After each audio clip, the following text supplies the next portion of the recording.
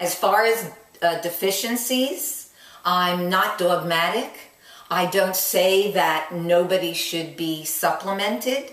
If somebody is clearly showing a deficiency, if a child is showing a deficiency, and I clearly have seen some children who had vitamin D deficiencies, then if they're not getting out in the sun, they need to get out into the sun to get their vitamin D. And if that isn't helping, everybody has a different need for levels of vitamin D, then it's possible that they do need to supplement.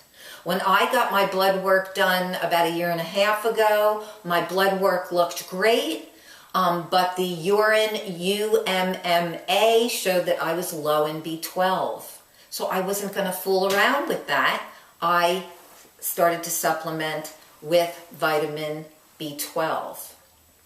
Now there's also, when a child is low in vitamin D, it may be also that nutrients that go along with vitamin D are missing or low, such as magnesium and folate. And so we have to make sure that the child is getting enough of those in the diet. But fruits and vegetables, I have found that they do provide the nutrients that we need. And certainly, if the child is not getting enough, there may be a need for some supplementation. One of these speakers on YouTube posted a video of me interviewing a raw food Levi, and has his own raw food book. And she made it look like he didn't want to be in that video, but he loves raw food. And I see him every year when I'm speaking at the Woodstock Fruit Festival. And this is what he says personally about his life.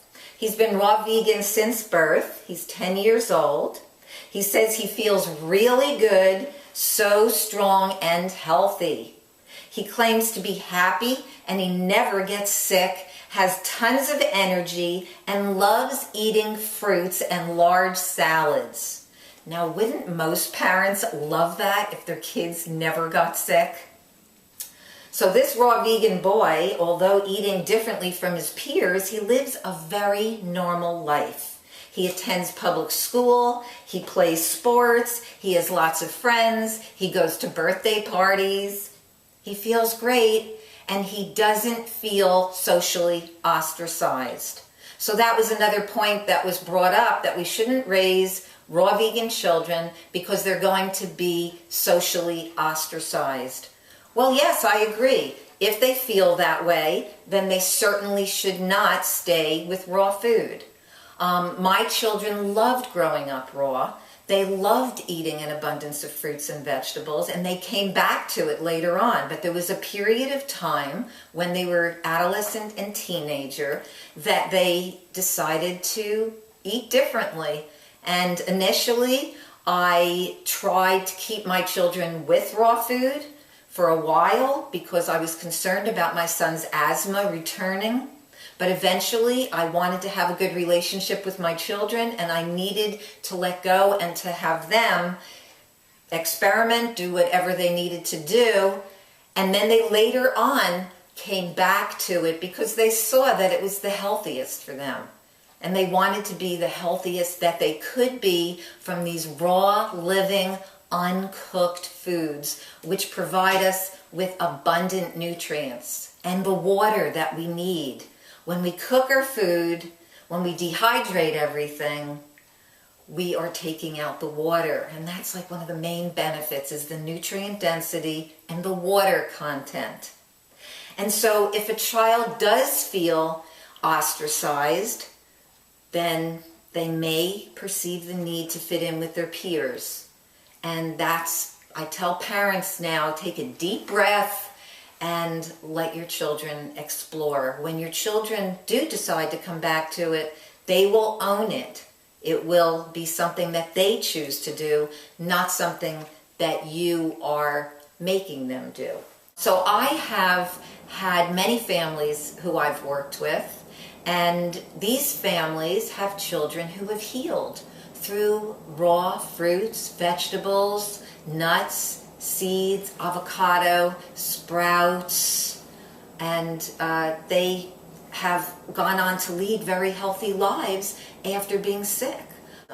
I've seen these conditions turn around completely through going to raw living plant foods. So you telling me that we should go to raw living plant foods, and then after our children heal, we should start giving them rice and beans and maybe even animal food? One of these raw food authors, after I did a talk at the Woodstock Fruit Festival, this author went over to one of the pregnant women who came to my talk and told her she needed to eat eggs.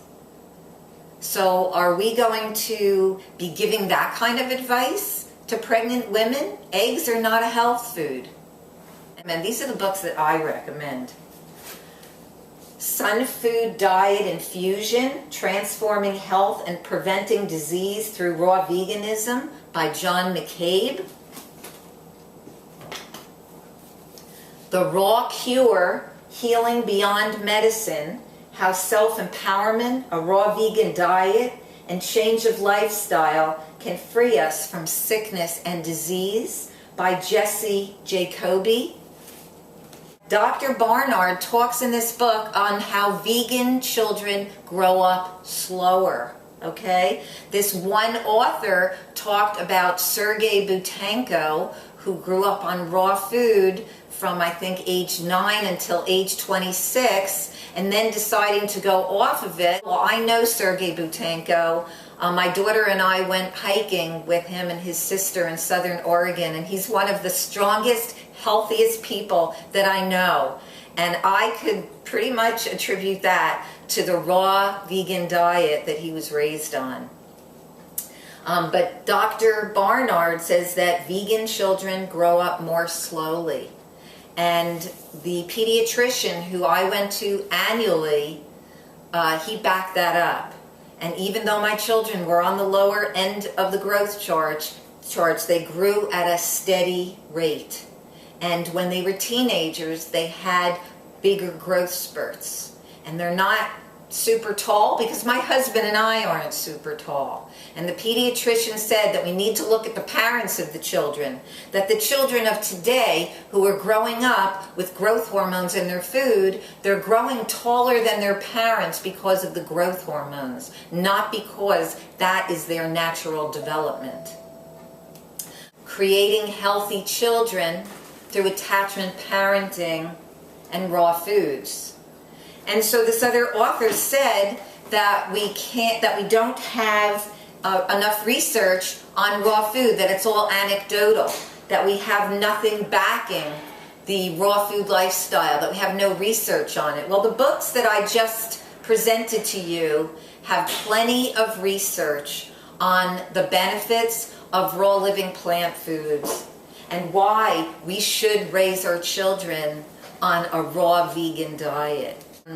Raw vegan author and mother to 2 extremely healthy boys, Ann Osborne, writes this: I think it is disappointing that many former raw food people say that it's impossible to raise children on a raw vegan diet.